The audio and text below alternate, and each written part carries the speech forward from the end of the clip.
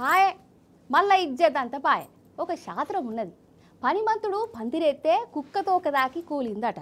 ఆగో మళ్ళా గదే కథ అయింది. మళ్ళీ ఏమైందంటారా, తెలంగాణ రైజింగ్ గ్లోబల్ సమిట్ అని ఒక పేరెంట్ పెట్టే కదా. గ్లోబల్ సమిట్ అంటే ఇంటర్నేషనల్ లెవెల్లో పెద్ద పెద్దోళ్ళు పెద్ద పెద్ద కంపెనీల ఓనర్లు వస్తారని అనుకుంటాం. కానీ ఎవరొచ్చిరో ఎరికైనా చెప్పుకుంటే ఇజ్జత్ పోతుంది. అయినా చెప్పి తీరాలి. మన రేవంత్ సార్ వారి ఘనకార్యం తెలవాలి కదా, సూచి తరించుర్రి మరి.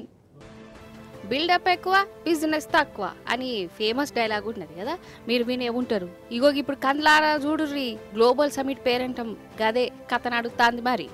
అంతెందుకు, గ్లోబల్ సమిట్ ఓపెనింగ్ పేరంటమే నవ్వుల పాలైందని అంటుర్రు కదా.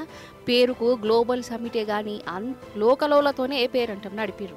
కుర్చీలన్నీ వాళ్ళకి ఇచ్చారు. అంతెందుకు, ఈ నాగార్జున సారు ఎవలుల్లా ఈయనే గ్లోబల్ పెద్దన్న, ఈ శోభన కామినేని ఎవలు, ఇట్లనే అంతా లోకల్లనే వచ్చిర్రు అన్నట్టు. కర్ణాటక నుంచి కూడా అక్కడ లీడర్లు వచ్చిర్రులా. అసలే కర్ణాటక మనతోని పోటీ పడుతుంది. వాళ్ళతే మనకేం ఫైదా ఉంటుందోలా, లాసు తప్ప.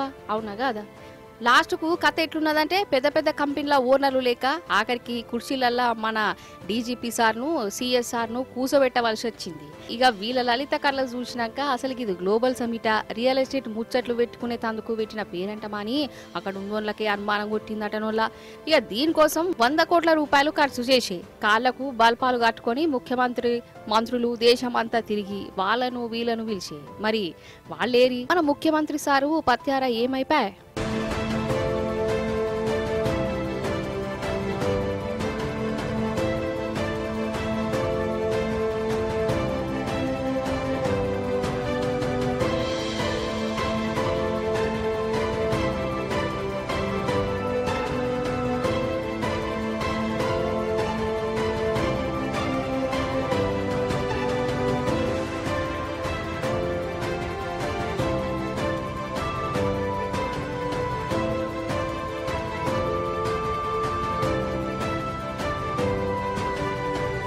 ఏదో మీటింగ్ పెట్టినమా అంటే పెట్టినాం, కనబడ్డోళ్ళను కుర్చీలో కూర్చోబెట్టినమా అంటే కూర్చోబెట్టినాం, చప్పట్లు కొట్టినమా అంటే కొట్టినాం, షాయిలు బిస్కెట్లు తిన్నామా అంటే తిన్నాం. ఇగో గిట్లనే నడిచిందట కాదు. ఇదేనా గ్లోబల్ సమిట్ పేరంటం నడిచే తారీఖ? దీనికోసమేనా 100 కోట్ల రూపాయలు పెట్టి ఏడబడితే గడ అడ్వర్టైజులు చేసింది.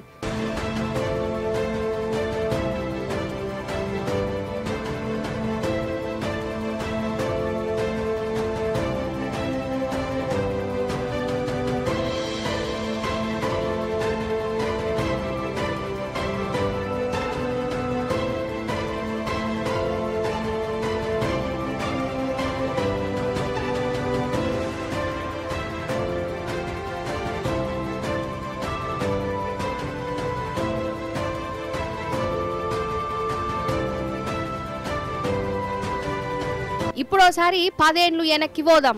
2015 మన కాన్నే టీఎస్ ఐపాస్ ఓపెనింగ్ నడిచింది వల్ల యాదికున్నదా మీకు? ఆనాటు ఆ ఓపెనింగ్ దగ్గర 2500 మంది పెద్ద పెద్ద కంపెనీలో ఓనర్లు వచ్చిర్రు. దునియా 4 దిక్కుల నుంచి ఇంటర్నేషనల్ కంపెనీల పెద్ద మనుషులు వచ్చిర్రు. టీఎస్ ఐపాస్ ఓపెనింగ్ లా అమెరికా, బ్రిటన్, టర్కీ, మలేషియా దేశాల రాయబారాలు పాల్పంచుకున్నారు. టీఎస్ ఐపాస్ ఓపెనింగ్ కార్యాలతోనే ఆనాడు మన తెలంగాణ పేరు దునియా అంతా మారుమోయిపోయింది.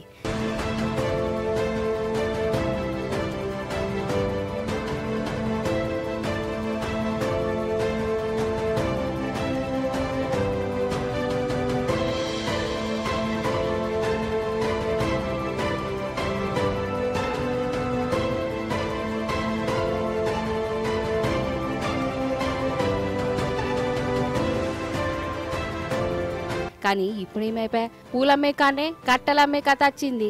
ఈ రేవంత్ సర్కార్ చేసిన ఘనకార్యంతో దునియా ముంగట తెలంగాణ తలకాయ దించుకునే కాడికి వచ్చింది. గిట్లనే అంటుర్రు ఈ పేరంటం చూసిన వాళ్ళంతా.